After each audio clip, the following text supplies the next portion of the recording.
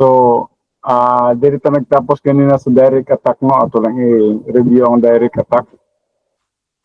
Ang una diri is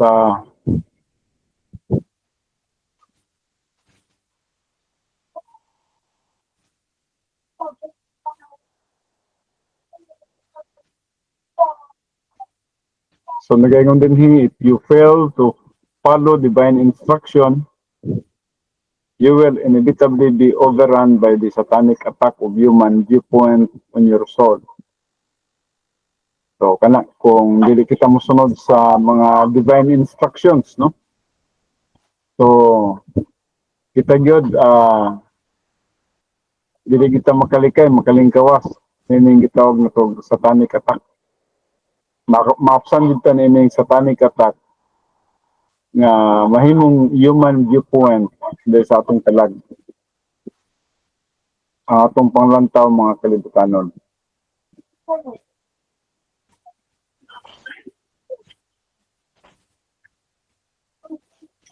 So, what are some of the human systems of thoughts used by Satan in the attack? Una ini kinigitawag na itong direct attack. Direct attack in this system, a person reacts to the problems and frustrations of life through anger. Kini mga momentum testing ni siya, no? A fit of temper, a tantrum of physical aggression. This mental attitude stems from one of the last patterns, no? So nagagamot kini siya gikan sa gitawag na to mga pangandoy, no? Datong kinabuhi, last patterns of the same nature. So, approbation lust, kining approbation lust to get attention. So gusto na to nga paminahon ta o musikat ta. Power lust to control people and the environment around them. Kini power lust na siya. Basta magdominar ganitag tao, power lust na siya. Then from emotional revolt and mental attitude sins come vindictiveness and implacability, to be spiteful and kick and seek revenge, no? So kung magiging emotional revolt ta or mental attitude sense, mao na ning mahimong vindictiveness, no? Na natay mga pagdumot. And then kung nanay mga pagdumot, musunod po ning gitawag implacability, no? Mahimutang walay kaluoy. Basta na lagi ang pagdumot, dili na ma-apply ang kaluoy ni anak. Unang direct attack. Sa defense mechanism, when the carnal believer is confronted with pressures he is too weak to bear, he protects himself by reverting to human viewpoint solutions in order to block our reality. So mo kini kung carnal tang magtotoo, carnal believer, pag atubangon gani siya mga pressures, weak din na siya kay carnal man siya. Dili niya kaya nga maproteksyonan ang iyang kaugalingon, kundi padulong yun siya nga to sa solusyon nga tawhanon, human viewpoint. O mo na nang nagkasanta kaniya sa kamatuoran. So in his spiritual immaturity, he attempts to cover his own failures. Muna, yan ang panalipdan ng iyang mga failures or inferiorities in a number of different ways. Kung mga pamagi, iyang tapinan, iyang taguan ang iyang mga failures. Rationalization. This is a form of self-justification. Kining magrason bitaw tano. Ay ta mga rason, this is a form of self-justification. A state of mind that justifies sinful activities or blames God or others for all activities. So, muna yung problema nining rationalization kay pwede na to nga basulon ng uban. Pwede pa gani ang Diyos at ang basulon, no? So, bisan man ang uban, no? So the reversionistic believers functioning with the scar tissue of the soul, kung nanay uwat bitaw niyang galag, nanay dili mawala nga sala kayang kinabuhi, a warped conscience and human viewpoint does not take responsibility for his failures. When rationalizing, the reversionistic believer does not rebound and advance in epinosis knowledge. Muna problema din no? Sabihang magrason na gani ang usa ka tao, ang usa ka nag-reversionist, no? Nag-backslide. Ang katong nagkarnal nga magtotoo, dili na siya mag-rebound, o dili po na siya maka-advance na ito sa gitawag epinosis or full knowledge. Another thing is denial. In denial. The human viewpoint of denial is a means of coping with unacceptable feelings. O ka na, no? Kaya hindi ka makadawat dito sa imong mga pagbati. Coping with unacceptable feelings, no? Anxieties, memories, hostilities, no? Or sins and failures. Delikado na kung hindi ka makadawat niya na, no? Ini nga, no? Tatong kinabuhian na kwanta magiging miserable ta. Kinahanglan kabalo kita mudawat sa mga failures na to, sa mga sala na to. Para nga ma-neutralize, makabalik ka nga sa spirituality, pinagis paggamit sa rebound. The carnal believer will disguise from himself the reality of his circumstances. Muna ang problema kay magpakaroon inon po lagi, basta carnal nga magtotoo, magpakaaron inon man po, no? Kaya ang kagalingon. Bisan man sa mga circumstances ngayong giatubang. Instead of facing the reality of adversity or failure with doctrine resident in his soul. Sublimation. Gwapo po na yung sublimation, no? Sublimation, when a believer becomes bored, lonely, or discouraged, or filled with mental attitude sins. No? Kumuning pagbati sa usa ka magtotoo, he will seek an antidote. Mangita ni sa tambal. He will seek an antidote for his frustration. Mangita sa tambal nini, kining iyahang sala. He launches a frantic search for happiness through fornication. Kung mangita ni sa kalipayan, frantic search for happiness, kining mangita siya ka ng amubo ng kalipay gamo. Dinalian nga kalipay. Uban mo sa fornication, alcohol, drugs, entertainment. And then he becomes a slave to the details of life. And loses his capacity for life, love, and happiness. Therefore, he sublimates. So, munang iyang kahintang, no? May mo siyang mapahitason. Kay, atong nakita din diri sa iyang kahintang, mag-enjoy na sa kalibutan, mangita na sa iyang kagalingong kalipay, no? Tungod kay bored siya, lonely siya, discouraged siya, frustrated siya, puno siya sa mental attitude sense. Sumunang mangita sa solusyon ni anak. Kaya yung solusyon mo ang human viewpoint. Mangita sa solusyon sa gawas. No?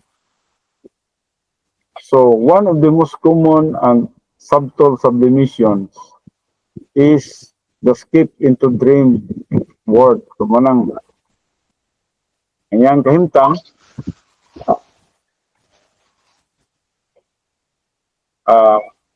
nagtanaw na siya o mga butang nga diin para sa iya murag mapahitason, no?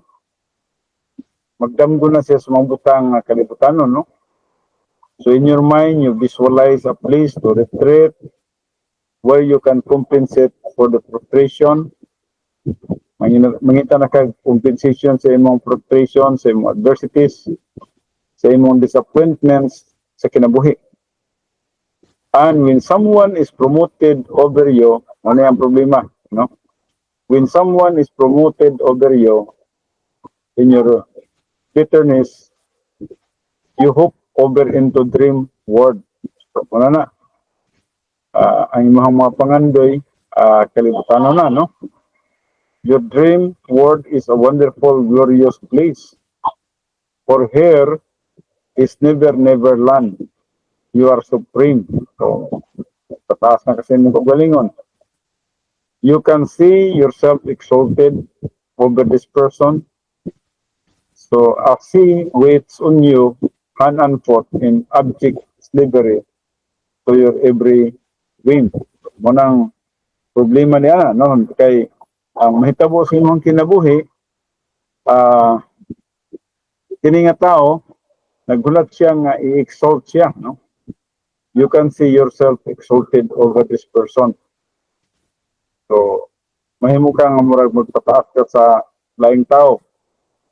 Kanya, usahay, magpa-recognize ka, lamanohon ka, kaya i-kuhan ka, no? I-flattered ka, no?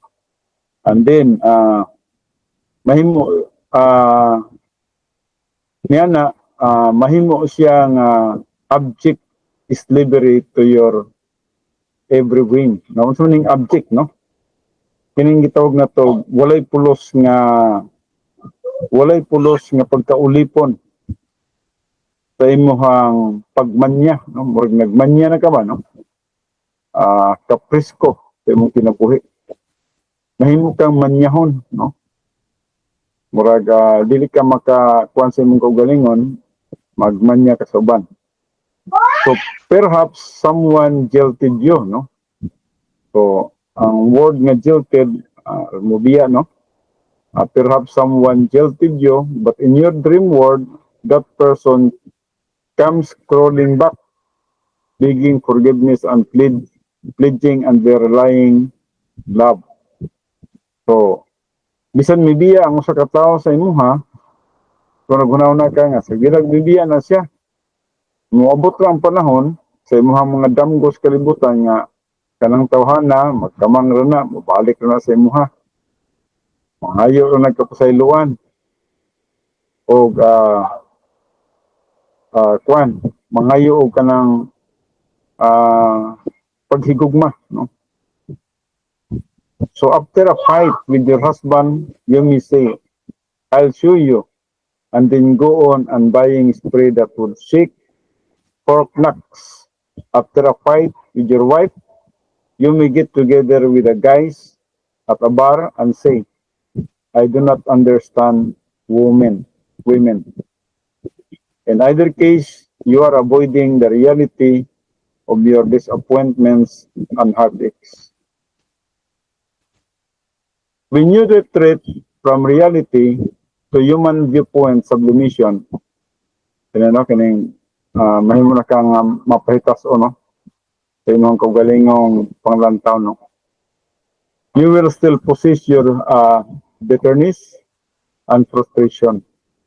Bisan tinuod ay imong panglantaw tawhanon na, mapahitaso na, sa gihapon na kanimo ning kining kapait, no?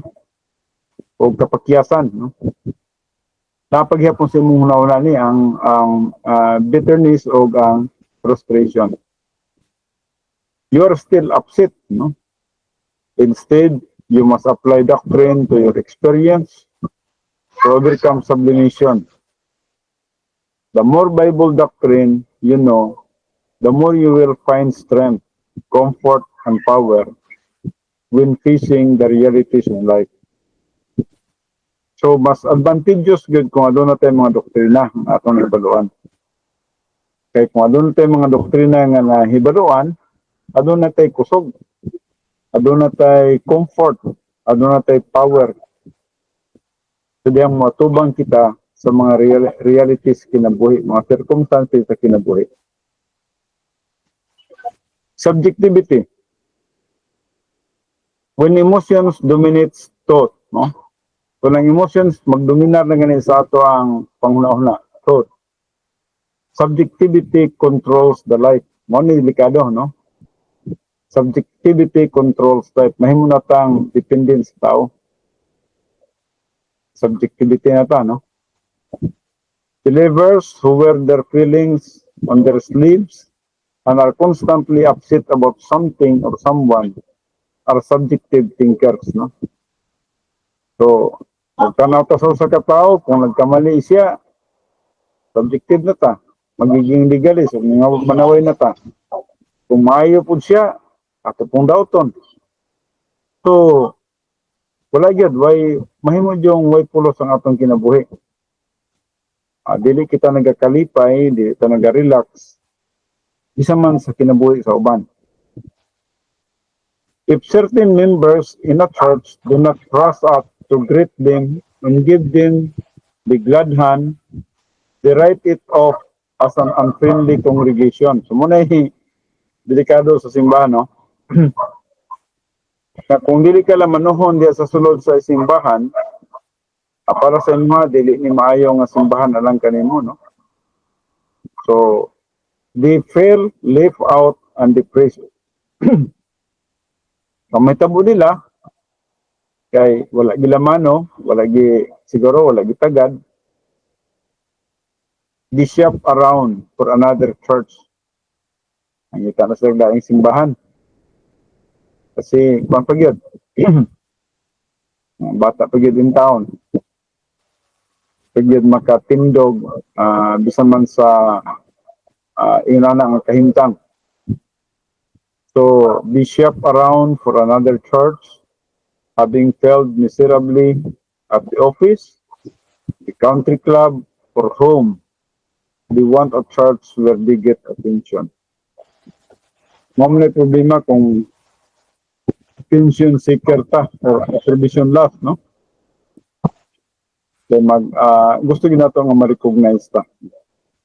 Gusto na to nga tagdon ta, gusto na to nga hatagan tag attention. So, usay di na nato mabantayan nga bisan ang atong higala busy siya, lagi panahon nga dili maka-timan sa tuwa. In fact, kanang seeking of hands, pwede gawin na walaon kung nagkahamtong ng tanan, no? Bisan pag walay seeking of hands, walay lamano diha sa simbahan, kung naghamtong tang tanan, wala mong gunay problema unta.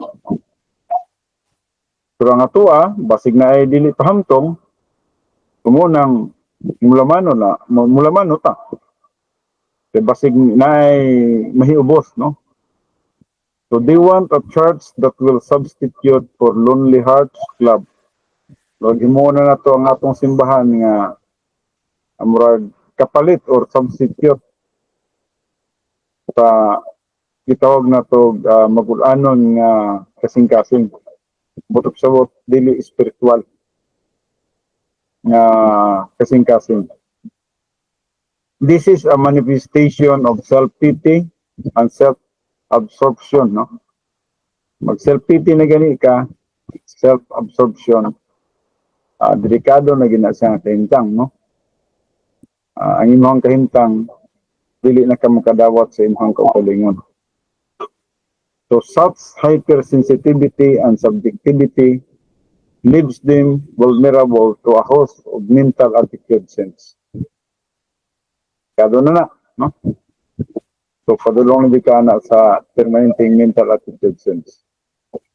So there is no excuse for any human viewpoint system of thinking in believers. Your life was designed by God to have peace, happiness, and blessings. Mao man ginuntan ang katuyuan sa Dios, natay kalinaw, natay kanipay, o natay blessings, no? Ang mga panalangin. Mao gina ang kabubuton sa Dios atong kinabuhi. Pero kung bata pa kita, napay self-pity, nagkinahanglan patag approbation loss, gusto pa tang atimanon, gusto pa tang tagdon, gusto pa tang i-flatter, no? Nagpasabot nga dili pa gyud lig-on ang atong espirituhanong kahimtang. So each time you face an adverse situation, you have a choice. You will either retreat into human viewpoint or advance into divine viewpoint. So inanon ta sa dihang mag-atubang kita og mga problema nga kahimtang o ibutan nato mga testing, dapat ang atong pagpili insakto. Kaya naman pagpili. Either ang atong pagpili, mupadulong kita nga to sa human viewpoint, at magiging kalibutanon ta, o ka magpili ta sa pag-advance into divine viewpoint, magiging spiritual ta. So when you arrive at the place of maximum divine viewpoint, you become occupied with the person of Jesus Christ. So muna na kanindot kung naka sa divine viewpoint. Kaya kung naka sa divine viewpoint, occupied ka with the person of Jesus Christ. Kanunay ka maghuna-huna kang Kristo Jesus. Dili ka maghuna-huna sa imong kaugalingon. Dili ka maghuna-huna sa imong mga failures, mga frustrations, mga personal sins. Dili ka maghuna-huna ni anak. Dili ka maghuna-huna sa imong mga disappointment, mga frustrations, no? So kung dili, ang nasa imong huna, kanunay ka maghuna-huna, mahitungod sa Diyos o kang Kristo Jesus, and move into a place of perfect happiness. So, mo gining mahitabon ta sa atong kinabuhi. Ang kabubuton gyud sa Dios sa tuwa nga natay hingpit nga kalipay.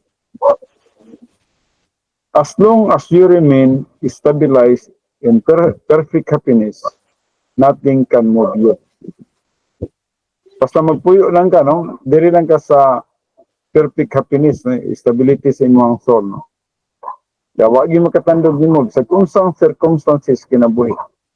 Dili makaunsa nimo. Sumala pa sa Psalm 16 verse 8. But that is not all.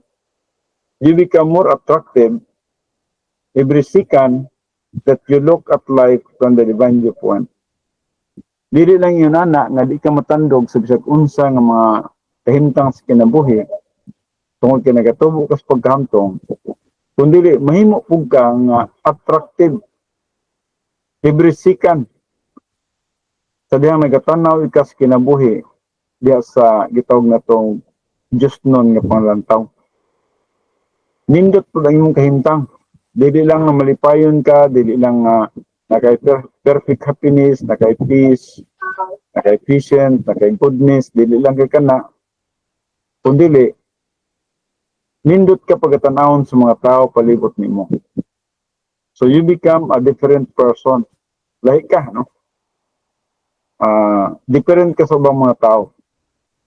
People will gravitate to you because they see your ability, your stability. No? So, ang mga tao muhanga, no? People will gravitate to you. Muhanga sila sa imo, ha? Because they see your stability. Kita nila ang muhang pagka-kalmado, pagka-mahigugmaon, pagka-malinawon. So, makita nila ng imong stability, nindot kay kang pagkatao. Ang nagpasabot nga hamtong ka, no? So, they may not know what the source is. Siguro, was nakibalo sa imong tuburan, pero ikaw kay nagtubo ka sa pagkahamtong, hibalo ka. But they know you possess qualities they would give anything to have. So, makumpara nila ang ilahang kaugalingon sa imong kinabuhi, na mas nindot man ang imong kinabuhi, mas maayo man ang imong kinabuhi. Malipayon, malinawon, na perfect happiness, no? Ay gugma. So, makumpara nila ang ilang kaugalingon sa imo, ug mayus lang nga, mas nindot man na siya, no? Kumunang people will gravitate to you because they see your stability. Your whole life reflects what you think. Ang imong kinabuhi mag-reflect sa kung saan man ang nasa imong una-una. Mo ka na sa Proverbs 23:7, no? As the man thinketh in his heart, so is he. No? So, di natin na makarinta ng Proverbs 23:7. So, makapink lang ka, makapink lang kag maayo, sa dihang nga imong kalag, puno sa mga depende po. So, this is a part of the concept of inner beauty from the feeling of the spirit and the esoteric life. So, morning konsepto sa gitawag na to inner beauty, no? Nindot kayo ang imong kahimtang. Ang sulod sa imong kinabuhi, adunay nindot nga butang from the feeling of the spirit and the esoteric life. Kana tungod kay puno ikaw sa balangin espiritu ug nagatubo ikaw sa pagkahantong. So, nindot imong kinabuhi, no? Di ka matandog, di ka mahiubos, di ka magsubo, di ka masuko, di ka magdumot. Nakay stability, no? Nakay kalipay, nakay kalinaw, nakay gugma, nakay pagpugong sa kagalingon, self-confidence, no? So, you need not knock on the doors or pass out tracts on a street corner to lead unbelievers to Christ. Yes. Hindi na kinahanglan nga manuktok pa kag mga putahan, nga mahatag kag mga gospel tracts sa street, sa corner, aron nga mga dili magtotoo, madala nimo kay Christ. Dili na, no? They will approach you. Sila na yung muduol sa imo, ha? sila na yung mangutana sa imo. You will find that leading such people to the Lord is like shooting a duck at 2 pieces. With a 12 gauge shotgun, you cannot miss. So, maning hitabo. Kining mga tawhana, sila na ang muduol sa imuha. O sa ilahang pagduol sa imuha, mura kag nagbitbit og shotgun. Nga imong shotgun adunay daghang bala. So, tungod kanay daghang bala siya, pagbuton niya, dili gyud makaikyas ng imong tirahan, maigugyot kay nagkatag mo ang bala. So, sa samang pagi, yun na ang mahitabo sa atong kinabuhi, kung nagatubo kita nga sa paghamtong, ang mga tao palibot nato ma-amaze, no? Mag-gravitate, no? Malipay sila magtanaw sa tuwa, o sila na mismo ang muduol sa tuwa. Now, the tragedy is that there are not many believers around with that much stability. So, mo lang ang problema. Kaya dili man lagi, no? Mo ang problema kay dili daghang mga magtotoo nga naa nini nga stability. Wala makaangko nini nga stability. Wala spiritual maturity. So, do you know why? Few people know enough doctrine to fill a timbon. Kung sa'yo problema, gamay lang ang mga tao nga nakahibalo sa mga doktrina, no? Nga diin, maunta kini sa mo tulbad, bisan man sa mga hadla ng pagsulay sa kinabuhi. So kung naman tayo mga kakulangan, ang doktrina unta mo mo sulbad, insufficiency, no? Sa kinabuhi. Ang doktrina unta mo fill up. So kaya wala may doktrina. So they are trying to live up to the little light. So muna lang kahintang, no? Na sila little light, no? Siguro ang ilang light is just ang gitawag na to aninipot, no? So they have, but it is about to go out. Naigamay silang kahayag pero palong-palong pagyod. Nowhere does the Bible command you to live up to a little light. Rather, you are told to let as much light as possible into your right lobe. Mani sa Psalms 119:130. Dapat ang imuhang kinabuhi adunay kahayag. Mahimo lamang ang kahayag sa diha nga aduna kay mga doktrina da sa imong kalag. You cannot get too much doctrine. Doctrine maintains your divine viewpoint and stabilizes your mental attitude. Doctrine na gyud, no? Now, the garrison in the soul. The garrison in the soul.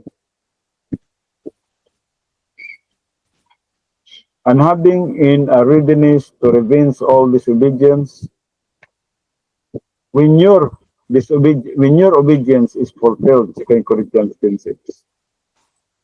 Satan has many clever systems for controlling the soul of believers. Morning recipe ni Satanas, no? Daghan kay siya mga sistema, no? And then iya makontrol ang mga kalag sa mga magtotoo. But God has provided a security system to protect the soul. Ang Diyos nag-provide na ninig security system para nga maproteksyonan ang mga kalag. Having in readiness to revenge is a military term denoting security and could be translated to garrison troops at a certain point to prevent revolution. So this verse is a warning against revolution in the soul. When the believer goes negative to Bible doctrine, resulting in emotional revolt, reversionism, human viewpoint, and apostasy, his soul is in revolution. Mo ni dili kung di na to gwardiyahan ang atong kalag, no? Posibleng mupadulong ta diri, no? Magiging emotional revolt of the sultan. At sa reversionism, human viewpoint, and apostasy. At no time in the Christian experience is the believer invulnerable to emotional revolt. Emotion in itself is an anti-physiological response. Emotion contains no doctrinal content. Dili kasaligan ng emosyon, no? Wala siya doctrinal content, wala siya sulod ng mga doktrina. So no mentality, no norms and standards, no common sense. So mo yung problema sa emosyon, no? Wala siya, wala doctrinal content, no? Wala siya mentality, wala norm and standards, no common sense ang emosyon. Emotion reflects the character of that to which it responds. If the right lobe contains doctrine, the emotional response is appreciation for truth and divine viewpoint. One is Psalm 16:7-8. Gapon. The result is capacity for life. One is resulta. The result is capacity for life, capacity for love, and capacity for happiness. Amo gini, dapat yung doktrina sa atong kalag ang daghan. Para nga makabaton ta niini kini capacity for life, isa unsa nga mga detalles kinabuhi natin capacity, pagbataogon ta natay love, natay happiness. However, if the right lobe is controlled by the signature, no? Amo ni. Kung ang atong right lobe ang nag-control mo ang signature, the authority of doctrine is rejected and the emotions react with wide mood swings. So, tako kay niyahang kuan. Wara-wara, no? Irrationality, morning dagan siyang kinabuhi, no? Egocentricity, ang iyang kaugalingon may sintro, no? Instability, walay stability, no? Imbalance. So, di way balancing, no? The person who is led by his emotion is exhilarated when circumstances are pleasant, but depressed when they are adverse. So, mo yung problema, no? Kung ang usa ka tawo gigiyahan sa iyang emosyon, kung siya kanang taas kayo ang iyang stimulus, no? Kung ang circumstances mayo, atong kita, lipay kay siya.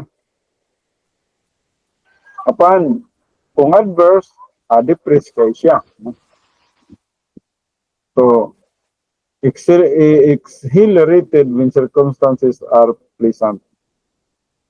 Malipayon kaya siya, no? Murag para sa ihab. Wapo nga circumstances, lipay kay siya. But depressed when they are adverse. Ang usa ka hamtong nga magtutuo Wala siya nagadepende sa circumstances. Whether good circumstances, happy siya, or whether bad circumstances, happy gyapon siya. So, muna kalainan sa hamto nga magtotoo, o sa dili hamto nga magtotoo.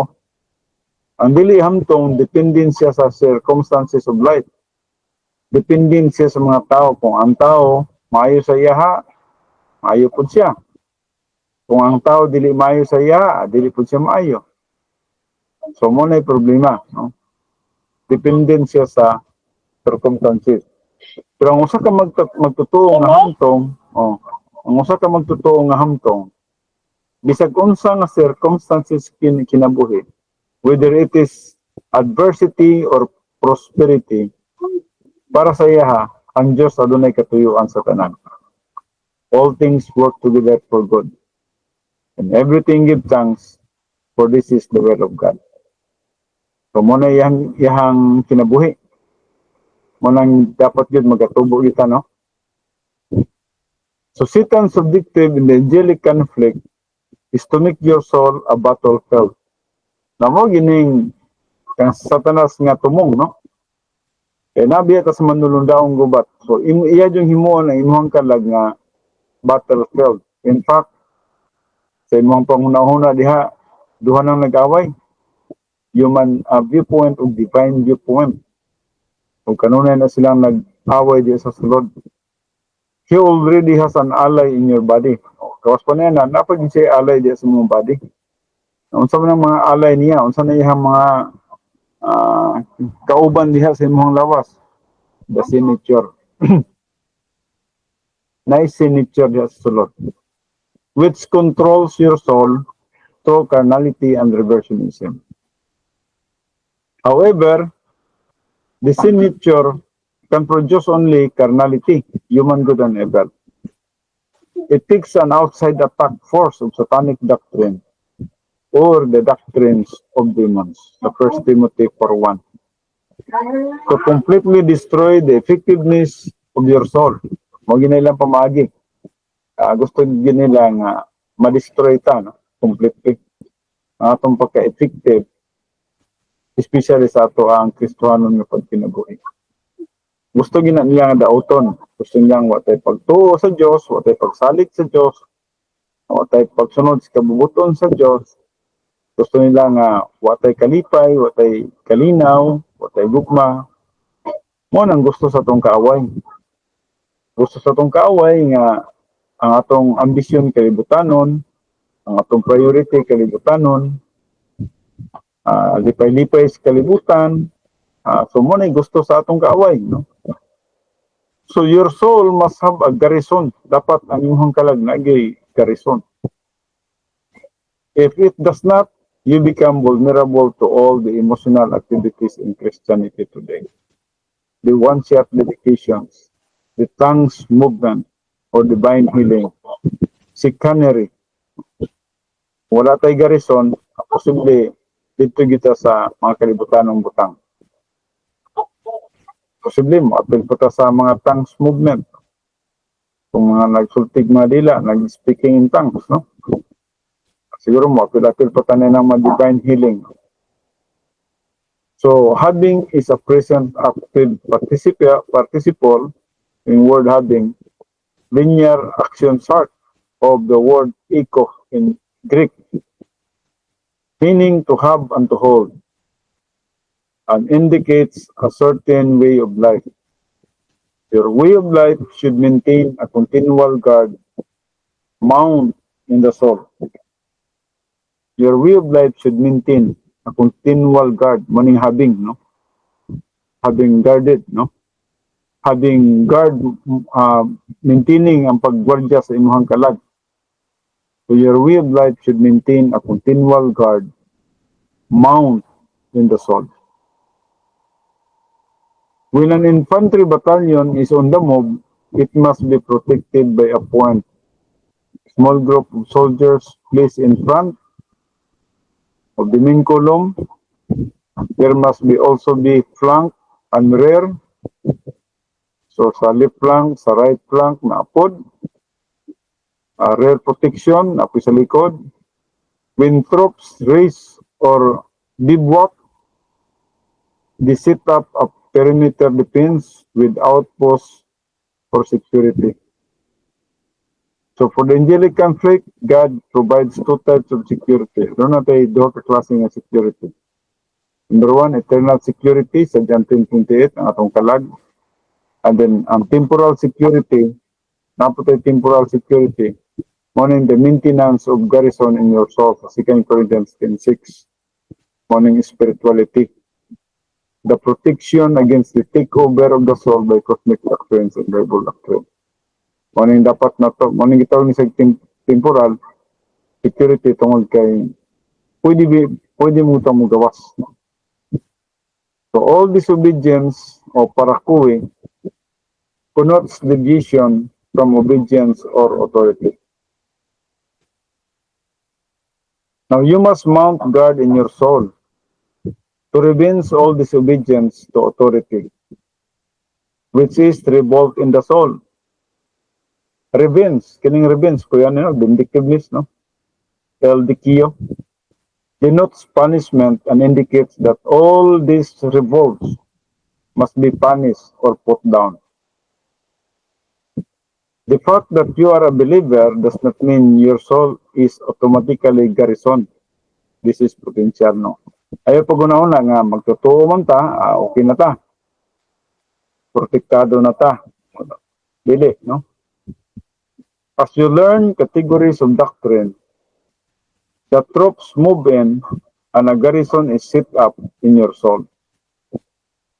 When you know enough doctrine, through the function of God, you can quell every revolt in your soul.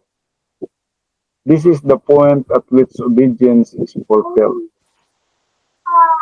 Doctrine in the right lobe is the main perimeter of your defense, your greatest protection. So what does a new believer do until he develops a garrison in the soul? He fights with a slingshot, bows and arrows, or fists. In other words, he uses the Petrus technique as a holding force until he builds a stronger and more permanent defense. Petrus is designed simply to claim promises and principles in the Word of God in order to stabilize the soul. So, bisan man ang mga bagong magtotoo, dapat muduol gid sila sa pulong sa Dios, magtuon gid sila sa pulong sa Dios. Huwag nilang i-claim ang mga promises, bisan man ang mga principles diya sa pulong sa Dios.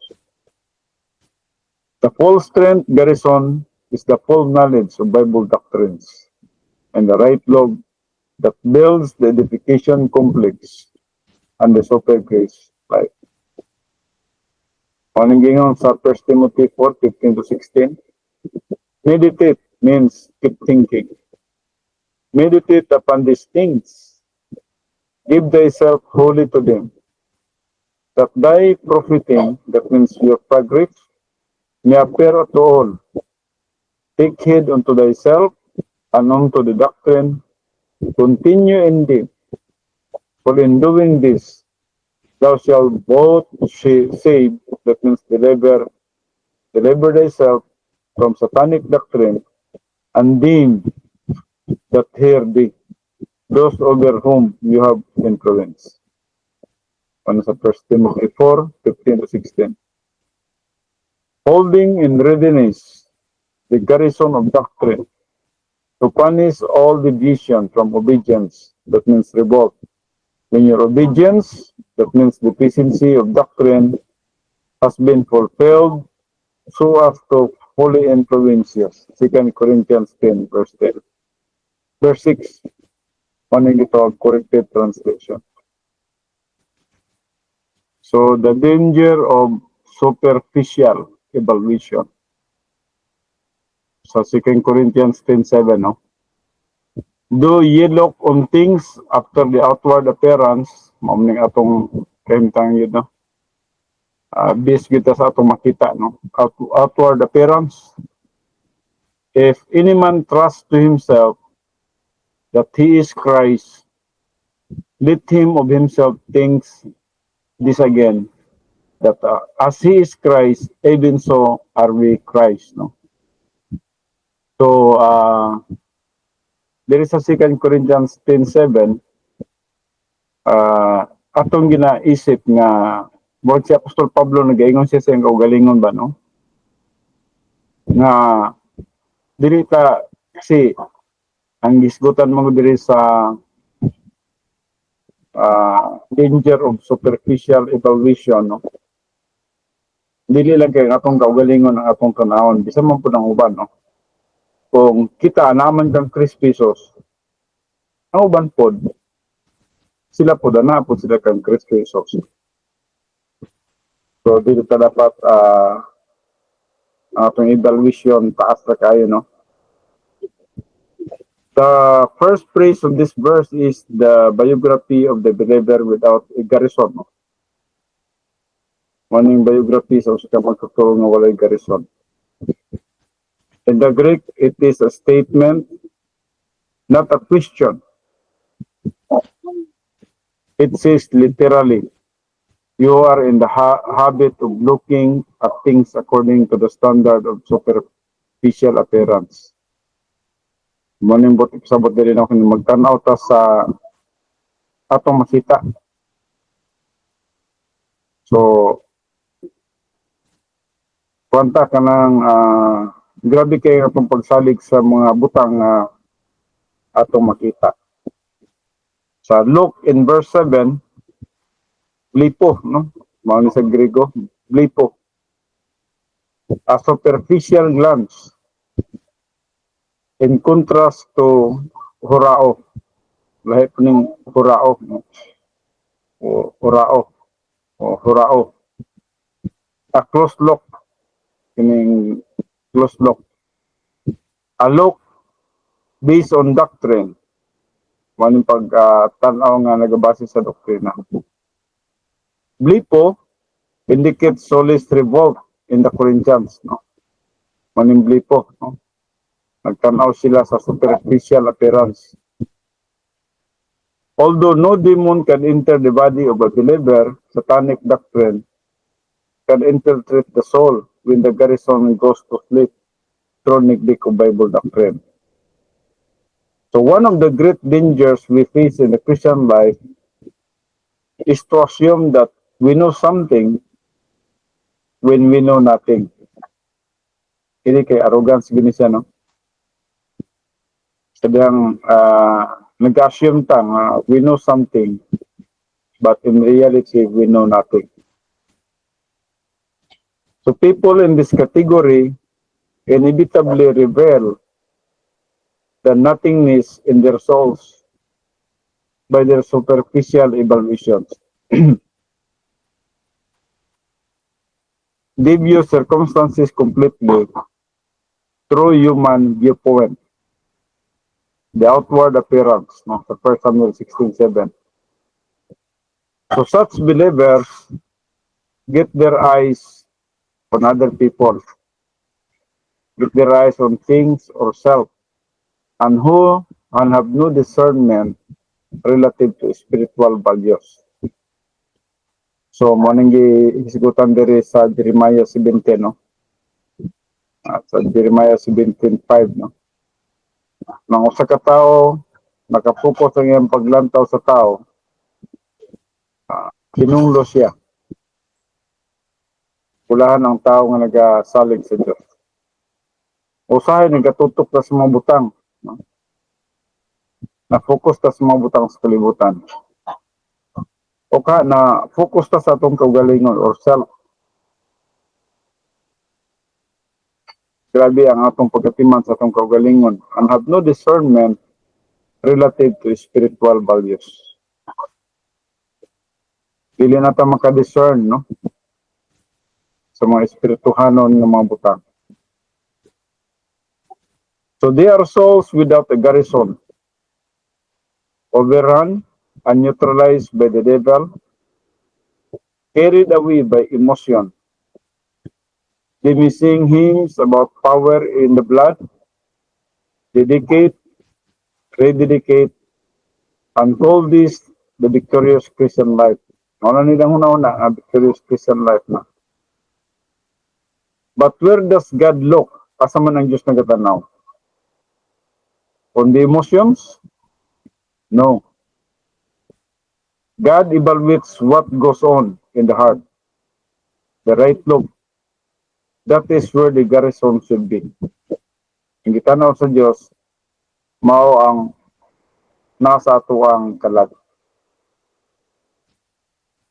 That is where the garrison should be. So if anyone has confidence, and you do, regarding himself, that he belongs to Christ, 2 Corinthians 10:7, on incorrected translation, means that the Corinthians have not gone so far into reversionism that they think they have lost their salvation. But at this point, that is about all they remember. How will they recover? Almost they cannot think doctrine while in emotional revolt and reversionism.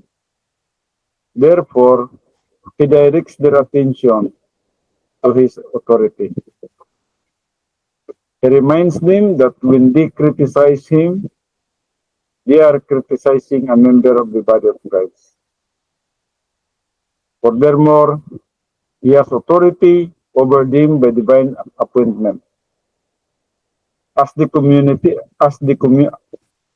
communicator of doctrine, all as well as all pastor teachers have the special authority. One in Hebrews 13:7. Respect those who lead you, no? Inyong pagrespektuhan kato mga tao nga naggiya kaninyo, nagdara kaninyo. Ito mga tao nga nagpakaon kaninyo sa pulong sa Diyos. Pulong sa Diyos, Hebrews 13:17, no? When people in the congregation nitpick and criticize the pastor and attempt to tell him how to do his job, this is a sign of emotional revolt. Imbutan kita niyo yung pastor. Kamu ang nag-control sa inyong pastor, kamu ang magtudlo sa inyong pastor kung sa itudlo. Nagpasabot ka na nga ilhanan ka na sa emotional revolt the soul. Therefore, in 2 Corinthians, especially in chapter 10, verse 8, Paul defends his authority and his right to judge on the basis of his spiritual gift of communications. In Ephesians 4:11, factor teachers of sa 1 Thessalonians 5:12. For though I should boast somewhat more of our authority which the Lord, Holy Spirit, no, have given us for edification and not for your destruction, I should not be ashamed. 2 Corinthians 10 verse 8. Paul includes all three communicators, kapilihan tulo ka communicators diri, who had ministered to the Corinthians, Timothy, Titus, and himself. When he says, for if I maybe I will, and maybe I will not, third class conditions, should boast a little too much concerning our authority, Paul critics were saying that he was a great braggart and that authority had gone to his head. They insisted that he was abusing his authority by keeping them under his thumb. Ironically, this is exactly what the legalists were doing. Their strategy was to shame him by making the use of his authority appear as bullying so that he would not use his authority to check their power last. Morning gusto na pakulawan na sa Pablo. Parang dili ma-correct, dili ma-check, dili ma-correctionan ang ilahang powerless, pagdominar sa tao. So by repudiating his authority through their legalistic teaching, they were destroying the Corinthian church. But Paul, knowing that his authority was from God, was neither ashamed nor afraid to use it. In fact, he would become a surgeon and full rank on them. The gift of pastor teacher has been sovereignly bestowed by God. Kinigasas pastor teacher. Ang Diyos ang nagabuot niya. Ang Diyos ang nagahatag niya. God the Holy Spirit for the purpose of edification of the saints.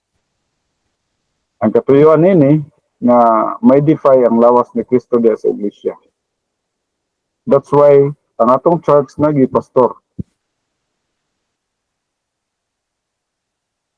Lisod kayo ang kunang church walay pastor.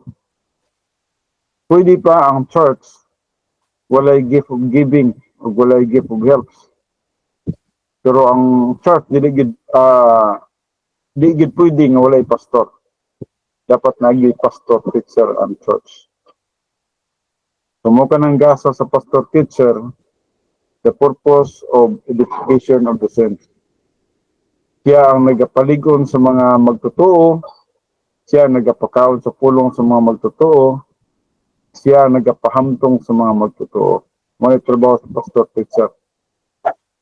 The primary objective of the communication of doctrine is the construction of the edification complex in the soul. Kung mo ka na ang usa ka pastor, kinahanglan magtuon gid siya ug mag-study siya aron nga iyang maitudlo kadto sa iyang mga karnero. The ultimate objective is for believers to reach the super grace life. So, mo na yung purpose, no? Ang usa ka pastor ang katuyuan gid niya para sa iyang mga membro nga din moabot ngadto sa gitawag natong super grace life. So, super grace life is parallel or equivalent to spiritual maturity. So, nagahantong. So, even though the pastor teacher may find it necessary to severely admonish his flock, it is not for their destruction. To the contrary, it is to keep them from reversionism. No believer ever builds an edification complex in the soul or moves into super grace without accepting his right pastor teacher authority. So, importante yun ang pastor teachers, no? O dapat naka-humility na magtuon sa pastor teacher o naka-humility na magapaminaw sa mga right pastor teacher. Mura na ang pamagi na magatubo ka ng puspuntahan which has graciously been provided by the Holy Spirit and is exercised through ICE teaching, isagogical, categorical, and exegetical teaching of the Word of God. Mani ICE principles, mani trabaho sa pastor, ihadyong pagatunan ni, isagogical, the history, the Bible, categorical, the categories of the doctrines, and exegetical, the grammar, the syntax, and the etymology of the word. Muna ang pastor magtrabaho din siya, magtuon din siya. Pero aduna siya ikatudlo ng sa iya mga karnero. That I may not seem as if I would terrify you by letters. So, dili ang pastor nga manghadlok ninyo, no? Dili si Apostol Pablo nagapanghadlok pinagi sa sulat, no? Kundi ang katuyuan ng Apostol Pablo nga magatubo sila diya sa ilahang espirituhanon nga pagkilabuhi. Paul's critics claim He was terrorizing and intimidating the Corinthian believers with his epistles. Obviously, part of the Corinthian epistles were for reproof. Yes, tinood na, no? Kasagaran sa mga sulat ni Apostol Pablo alang sa mga Korinto, mao ang pagbadlong, pagkorek, no? Because of this, the critics wanted Corinthian believers to reject Paul and his epistles as a source of doctrine and divine viewpoint. Therefore, it became necessary for Paul to defend the authority issue through the doctrine of inspiration. As in communication, so in inspiration, the authority of the message is provided by God, the Holy Spirit. The Holy Spirit used the writers of the scripture to record God's complete and coherent thought toward man. Paul's hard-nosed rebuke was conducted in the ministry of the Holy Spirit under the principle of divine inspiration. Certain portions of the Bible are harsh, designed to warn believers against reversionism. Whatever the subject, every portion of the scripture is vital and necessary. Kung mao ka nang gisulat din na sa 2 Timothy 3:16 to 17. Adunay purpose, adunay katuyuan. For reproof, for correction, for instruction, aron pag-equip, no? Pag kinabuhi nga matarong. For his letters say, the critics are weighty and powerful, but his bodily presence is weak and his speech contemptible. 2 Corinthians 10 verse 10. Again, his critics are quoted as saying that his letters are severe and vehement. Literal translation siya. These words imply that Paul is tyrannically and lacks love and compassion. The critics resent his dogmatism and authority in teaching. From their critical attitude toward his message, they move on to ridicule his personal appearance and public speaking ability. When anyone rejects the doctrinal message, inevitably he will find something to reject in the person of the communicator. His bodily presence is weak, sickly, and his speech contemptible. Greek culture especially revered two things: a beautiful body and a skillful orator. Since most of the heroes of the ancient Greece were either strong, muscular men or people with eloquent tongues, the Greeks worshipped these two appointments. The legalists made an issue of Paul's appearance. His critics pointed out that Paul did not meet any of the heroic specifications of Greek culture. They intimated that he would have no influence in a Greek city like Corinth because of his sickly body and his shortcomings as a public speaker. This description of Paul is confirmed by a number of extra-biblical historical sources, one of which describes Paul as being short, murag ilang daot, no? Short, bald, bulig, with meeting eyebrows and a hook proboscis. O proboscis murag taas og tuwang, no? A 4th century manuscript ascribed to Lucian portrayed Paul unflatteringly as the bald-headed, hawk-nosed Galilean. Then John of Antioch in the 6th century characterized Paul as round-shouldered and having grayish eyes, aquiline nose, meeting eyebrows, and ample beard. Apparently, Paul did not make a good first impression, and frankly, I am delighted that he did not. Paul is a good illustration of the invisible power in the Christian life. To serve the Lord, it is not necessary to work out with barbells and develop muscles. No? So, di na kinahanglan, no? Mga lagad to sa Ginoo, dili kinahanglan i-develop na to ang atong mga muscles, no? Ang mudako.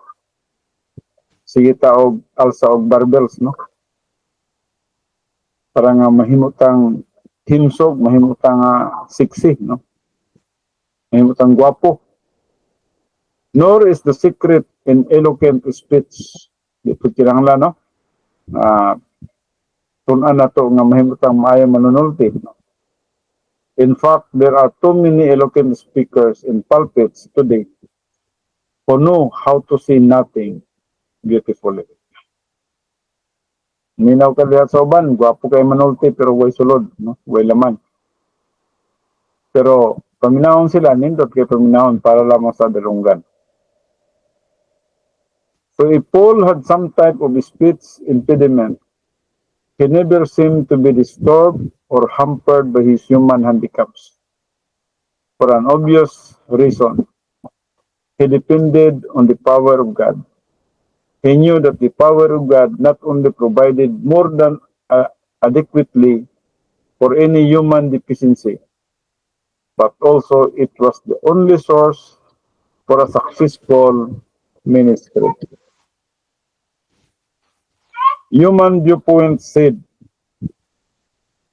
Paul, you will never make a preacher. You are an unrefined public speaker. You have no presence, and your appearance detracts. You simply will never be able to hold an audience, so do not bother to come to our seminary or apply to our pulpit committee. Mao ba yan ang ginabuhat sa uban, no? You do not fill the bill, no? So Human Viewpoint demands a tall, attractive, eloquent gentleman, someone who will be a social lion, have the right kind of personality and raise money. Mao kasagaran, no? Kinahanglan ng atong pastor, dapat ingon ani, dapat ingon ana, dapat graduate nini, dapat graduate ni ana, dapat taas, dapat handsome, dapat pugi, no? So, daghang tag qualification. Dapat eloquent speaker, grammarian, ano, no? Well, kana importante man po na siya, no? Pero hinungduman na to nga sa dihang ang pastor bagatudlo na sa pulpito, kung siya ang atong right pastor teacher, dili siya ang nagatudlo din ha, kung dili ang balang espiritu. So what is the divine viewpoint? Does it teach the word of God? Does he use divine power? Paul illustrates in this passage the difference between divine and human viewpoints. He declares that from the human viewpoint, he could not serve anywhere as a pastor, but God has graciously given him the gift of authority, apostleship. Anong gatag sa Diyos nga ito kaniya, apostleship. For there, God has given him the gift of teaching, and regardless of his lack of eloquence, Paul is unsurpassed as a teacher. From the human viewpoint, he was totally handicapped. From the divine viewpoint, he was complete product of grace. So, kung tanaw na itong atawhanon, daghang problema, daghang kulang. Pero kung anhita sa divine viewpoint, si Apostol Pablo, usa siya ka resulta sa grasya. He is the product of grace. naluwas sa grasya o nagapangalagad sa grasya. Nagapangalagad dili sa kaugalingon nga kusog kung kaalam, kundi nagapangalagad pinagi sa Diyos nung kusog o sa kaalam sa Diyos through the Word of God. When you use God's Word and God's power, the filling of the Spirit, all the handicaps of life cannot hinder you from fulfilling the responsibility for which the Lord has left you in this world. It is not how you look, it is what you think. Now, money, iman lagi na ito nga prinsipyo, no? Ang Diyos wala nagadepende o kung sa kagwapo ang atong panagway, kundi unsa ang nasa atong una-una. Do not take this to mean that you should be sloppy in your appearance. As a representative of the Lord, you should groom yourself to the best of your ability. So, wala po rin siya nagpasabot nga magpasagad na lang sa atong panagway, ato pong i-plaster ang atong personality nga nindot po ito katanaon. Pero, hinundong man na ito nga what ipasabot nga ang ginabasihan yun sa Diyos mao ang nasa atong kalag. It is what you think. All the handicaps in the world are inconsequential if you have defined viewpoint in your right look. Kasi kung namanggoy pulong sa Diyos atong kalag, right lobe, mao man to ang nagdominar sa atong pagkinabuhi nga nagasunod kita sa kabubuton sa Diyos. So it is based on the Word of God in our soul. Although the critics could not permanently damage Paul's ministry, they were permitted by God to continue their activities to test the discernment and positive volition of believers. The tastes are no different today. Are you occupied with Christ or with people? Maning ang dakong pangutana. Kumusta man atong kinabuhi? Are we occupied with Christ or are we occupied with people? Gusto ba nato ang mga praise of men, mga pagdaig sa tao, o gusto ba nato ang himayaan ni Kristo?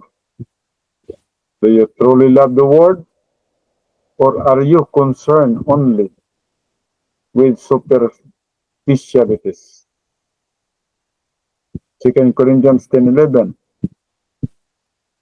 Let such an one, the critic, let such an one thing consider this, that such as we are in word by letters, when we are absent, such will be also indeed when we are present. 2 Corinthians 10:11. So Paul comes back at his critics with a declaration of his consistency. He said, let the critics and Judaizers consider the fact I have been consistent with the present or absent. Paul preferred to teach God's word in a gracious manner, but when the occasion called for it, he could lower the boom. We know this from the 2nd chapter of Galatians. In Antioch, Paul had found it necessary to reprimand the leader of the local church. So, ikadlok si Apostol Pablo. Kung pwede, tambagan o badlungon ang mga leader sa lokal simbahanan, badlungon niya. Do you know whom he reprimanded? Bisa mga Peter, iyang reprimand, no? Even Peter, Paul rebuked Peter saying, in effect, you are a legalist. You are wrong. Sa Galatians 2:11-12, ginawang ni siya ni si Peter ginaong ni Apostol Pablo sa Galatians 2:11 to 20 to 21. Tungod kay kini si Peter, sa wala pa sila nangabot ni Apostol Pablo, nakikaon ni si Pedro kauban sa mga hintil. Pero sa kalit nga miabot ang mga Hudiyo, miabot sila ni Apostol Pablo, nakahibalo man ni Peter nga dili angay ang mga Hudiyo makisalo sa mga hintil. Hinahinay siya palayo. Ug tungod niya nakitang siya ni Pablo, ug busa giingnan siya ni Pablo nga kay kini mo si Pedro unta dapat nakakatunaw unta ni sa grasya, no? Bisan man ang mga Gentiles, dili na ka magunahuna nila nga mahugaw. Kaya ang Diyos, gihimo na sila nga partakers, no? Gihimo na sila nga kaanib. Mahimo na sila nga membro sa iglesia. Pero si Pedro lagi kay nahadlok kung kay ilang kostumbre, dili lagi makisalo, dili makigipon sa mga dili Hudiyo. Siya na ng panahon na nakigsalo, kung hinay siya palayo, o sa gibadlong siya ni Pablo. Nahimo magong legalize si Pedro. So Peter, no? Paul rebuked Peter saying, in effect, you are a legalist. You are wrong. Sa Galatians 2:11 and 21. He throwed Peter up one side and down the other. So, grabe, so palpal po si Pedro ano, no? Siguro kung sulayan nyo basa ng Galatians 2:11 to 21, gapo ni siyang sugilanon diya. Now, what is the divine viewpoint in 2 Corinthians 10:11? When I come back, I am going to get up. Those who had fallen for human viewpoint would have a positive demonstration of the correct viewpoint when Paul returned. Then he goes on to ask, who are these people who are criticizing me? And what is the source of their viewpoint? Okay, tayo pa. The inconsistency of human viewpoint. For we dare not make ourselves of the number or compare ourselves with some that commend themselves, but they measuring themselves by themselves and comparing themselves among themselves are not wise. 2 Corinthians 10 verse 12. Occasionally, after I have interjected a little sarcasm into my teaching, I receive an anonymous letter. Someone rises up in ascetic wrath against my use of sarcasm, writing, sarcasm has no place in the pulpit. It is anti-biblical. But notice again the use of Paul's sanctified sarcasm under the ministry of the Holy Spirit. We do not have the boldness, Paul says, using sarcasm, to judge ourselves worthy of the number is not in the original Greek. To make or judge ourselves means to evaluate ourselves in the same place or rank. In other words, he is saying, the legalists are so superior to me that I am not even in the picture. I could never qualify for such a great society. I am too far beneath them. Paul now adds humor to sarcasm. To compare ourselves is a paronomasia. However, the play on words is lost in the English. Kanang magkumpara bitaw sa atong kaugalingon, bitaw na paronomasia, no? Ito dapat magkumpara sa atong kaugalingon. He says, we do not have the boldness to either judge ourselves worthy. Mani, igkrino. or to compare ourselves favorably. Subcrino. So with certain ones who constantly recommend themselves favorably, the critics always consider themselves better than everyone else. They have found in Paul a common target for criticism, and while they malign and judge him, they flatter each other and stimulate their own approbation lust. Paul is completely ostracized from the mutual admiration society. Yet, from the divine viewpoint, not one of them was worthy to clean the mud from his sandals. To compare yourself with another believer is a very subtle form of carnality. Do you know why? Because it involves a mental attitude of pride. And pride is one of the most insidious of mental attitude sins. Paul says, these people are not wise because they have rejected doctrine and are operating on human viewpoint. Now, anita karon sa standards of Bible doctrine. But we will not boast of things without our measure, but according to the measure of the role, authority of the canon, which God hath distributed to us, a measure to reach even unto you. 2 Corinthians 10:13. But it's a conjunction that sets forth a contrast between the human viewpoint of the mental of the mutual admiration, society of verse 12, and the divine viewpoint of the believers with doctrine and the right law. The Greek says literally, but we will not boast with reference to things not measured. Paul will not boast about false standards that do not line up with doctrine.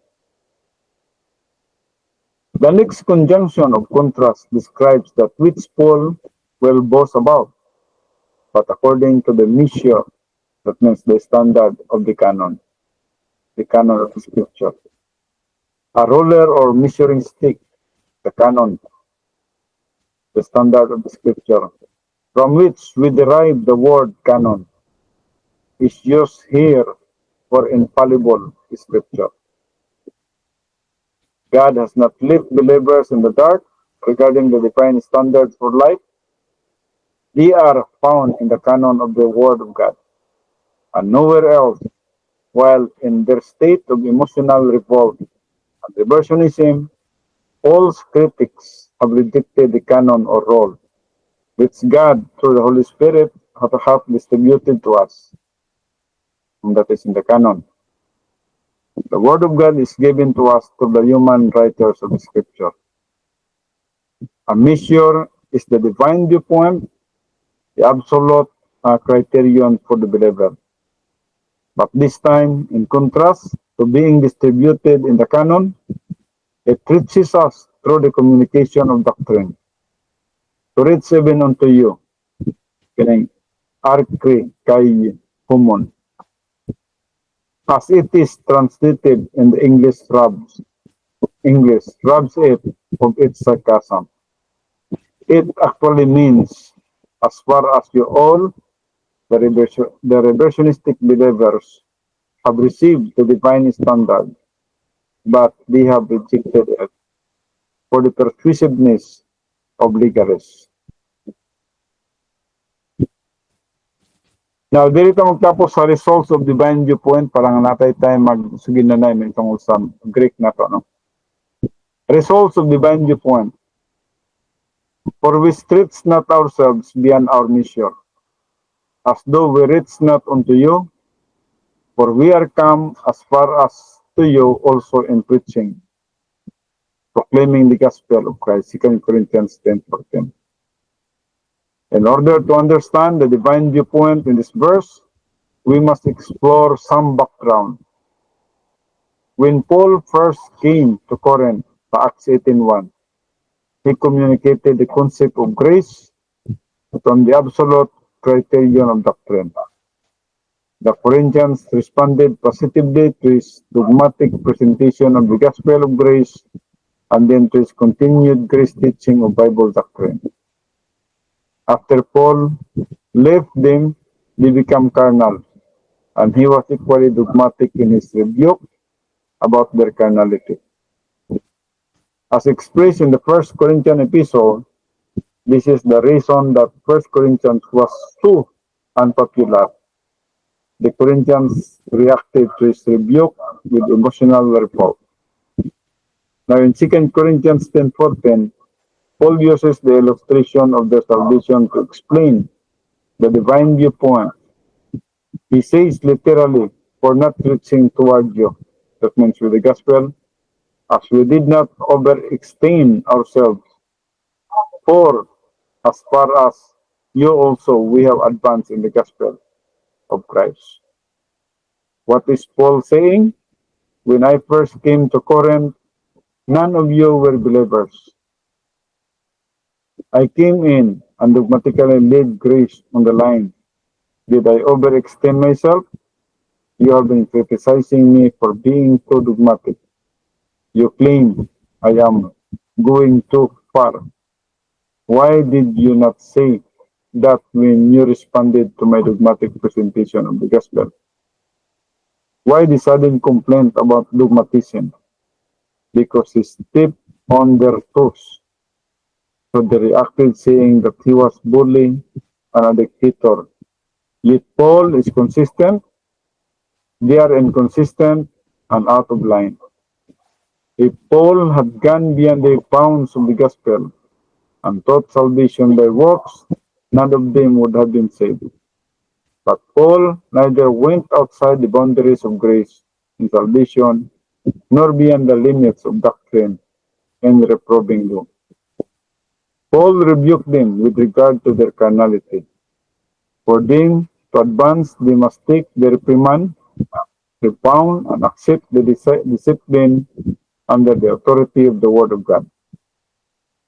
These believers cannot advance spiritually unless they accept the entire communication of doctrine and the authority of the pastor teacher.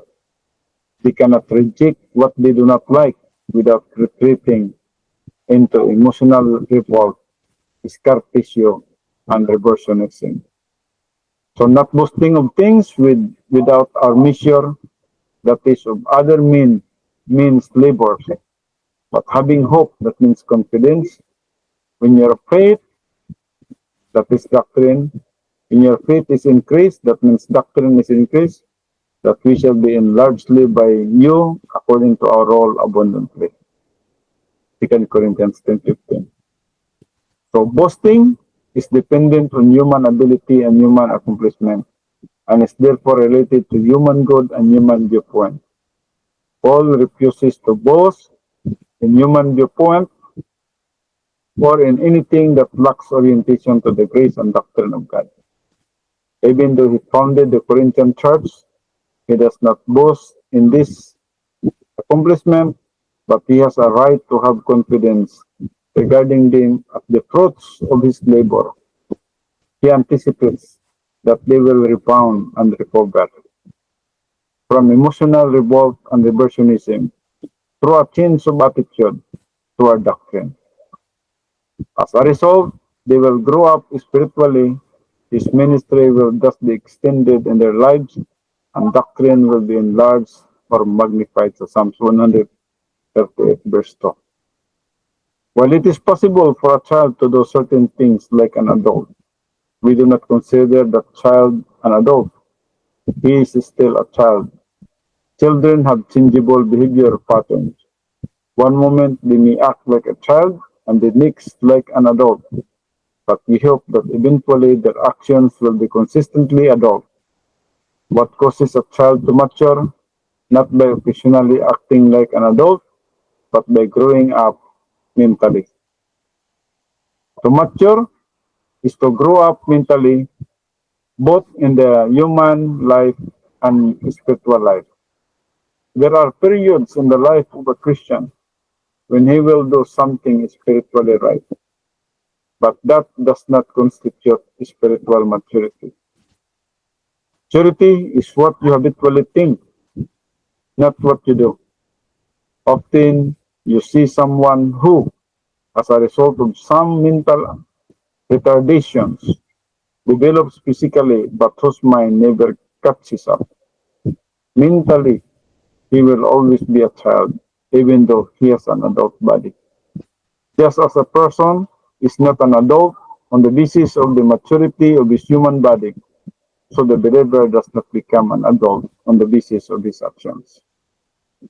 I am going to make a dogmatic statement, and I hope you will never forget it.